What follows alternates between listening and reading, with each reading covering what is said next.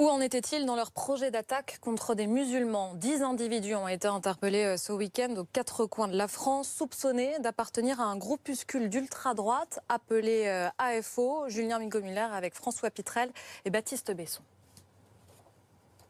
Les arrestations ont eu lieu en région parisienne, en Charente-Maritime, dans le Cher, en Haute-Vienne et en Corse du Sud.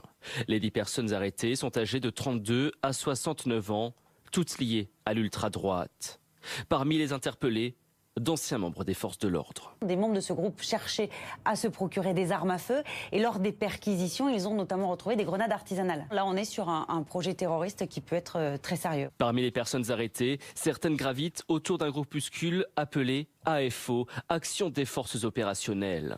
Sur leur site, on trouve de nombreux appels à passer à l'acte. Beaucoup de techniques militaires aussi, et comment affronter aussi au combat, comment patrouiller, comment faire face à l'islam qui serait un danger pour la France. C'est comme ça que c'est décrit sur ce site internet. Parmi les cibles potentielles, des membres de la communauté musulmane, notamment des imams salafistes. À partir du moment où on a eu des attentats massifs et coordonnés provenant de la mouvance islamiste radicale qui ont touché non seulement la France mais un certain nombre d'autres États, déjà des gens à l'ultra-droite ont pensé que le combat proprement politique qui passe par le bulletin de vote n'était plus suffisant et ont voulu s'orienter vers l'action armée. Toutes les personnes arrêtées sont encore entendues par les hommes du renseignement. L'enquête devra déterminer le sérieux du projet et son degré d'avancement.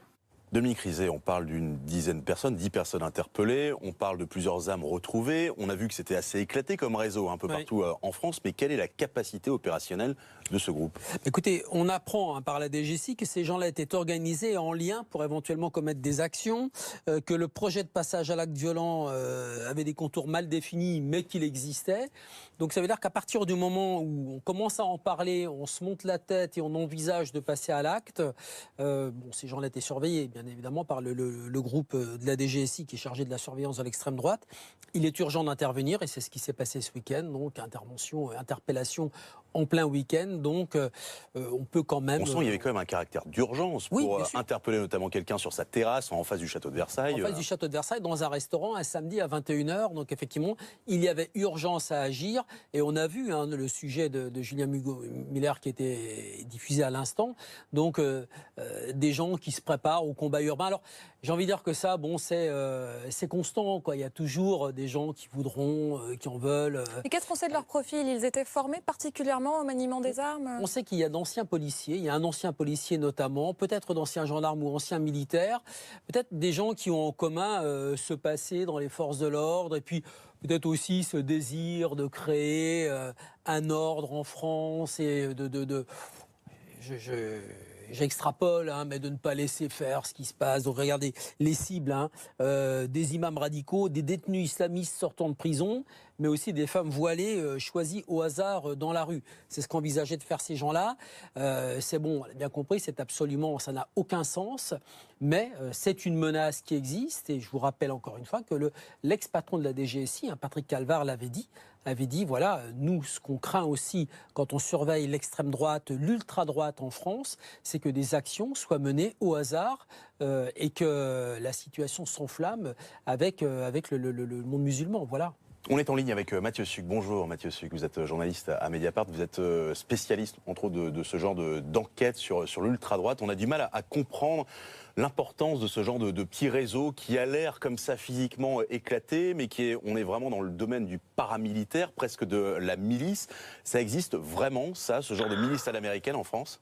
Oui, tout à fait. Alors, on avait publié début avril une longue enquête sur ces réseaux de l'ultra-droite et on l'avait fait parce que nous était remonté le fait que la DGSI, et pas seulement, c'est-à-dire différents services de renseignement de différents ministères, avaient fait des notes qui remontaient à l'Élysée pour dire attention, la menace de l'ultra-droite devient de plus en plus précise et on a un niveau d'alerte. Alors, ce qu'il faut faire attention, c'est qu'il y a plusieurs groupuscules qui, dans le courant de l'année 2015, suite aux attentats, se sont constitués sous le mode la menace islamiste, il faut qu'on se prépare à une guerre civile. Et dans ces différents groupuscules qu'on avait détaillés dans Mediapart, il y a un certain nombre de policiers, de militaires, de gendarmes. Il y a 50, on avait révélé que 50 de ces membres des forces de l'ordre ou de sécurité étaient des objectifs de la DGSI, c'est-à-dire suivis en raison de leur dangerosité. Simplement, dans ces groupes-là, l'essentiel, quoi qu'on pense de leur motivation et de leurs actes, s'inscrivent dans un mouvement légal. C'est-à-dire que c'est des gens qui sont issus donc de l'armée ou de la police et donc ils ont assez peu envie de se retrouver en garde à vue. Donc ils se constituent en association et c'était notamment le cas de la principale d'entre elles, c'est-à-dire les Volontaires pour la France, dont sont issus les hommes qui ont été arrêtés. Simplement, les Volontaires pour la France n'ont pas voulu franchir la ligne jaune et ils restaient dans ce cadre légal, ils se sont constitués en association et certains de ces membres, un peu plus excités et souhaitant passer à l'acte, ont constitué donc cette action des forces opérationnelles, qui est un réseau là purement clandestin, sans vitrine légale, dans le but de commettre des exactions.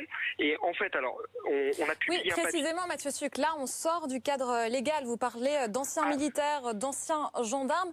Est-ce qu'ils peuvent s'organiser? Est-ce que la menace est vraiment dangereuse? Mais la menace est suffisamment précise. Donc, nous, on a publié un papier hier soir qui révèle, entre autres, en fait, ça fait des mois que la DGSI, mais pas seulement la DGSI, même la DRSD, la police militaire, enquêtait sur ce groupuscule et théoriquement l'enquête devait durer encore pendant plusieurs mois.